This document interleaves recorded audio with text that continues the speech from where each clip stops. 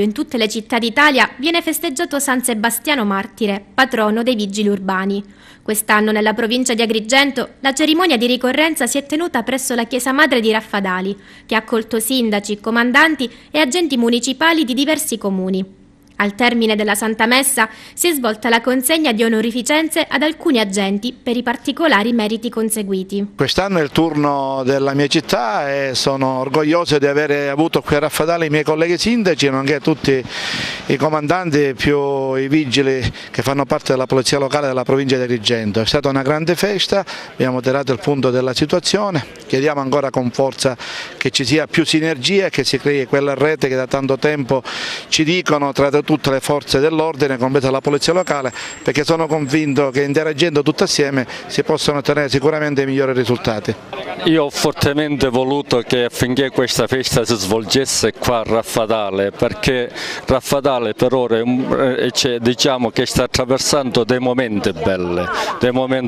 si è distinta da tutti gli altri perché grazie all'alto senso di responsabilità e civiltà del cittadino raffadalese,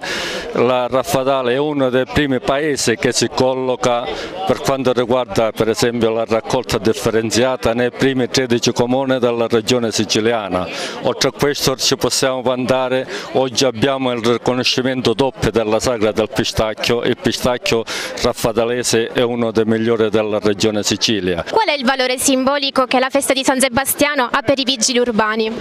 Un valore simbolico di appartenenza, di senso del dovere e di professionalità spiccata, quindi diciamo che è stato un momento per ritrovarci, per rinsaldare i nostri principi e i nostri valori.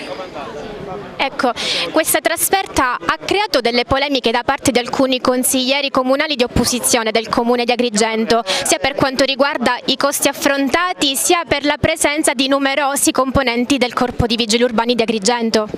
Sì, ecco, l'occasione per rispondere. Anzitutto distinguerei i due interventi, quello del consigliere Giacalone e quello del consigliere Gibilaro. Il consigliere Giacalone aveva dei dubbi,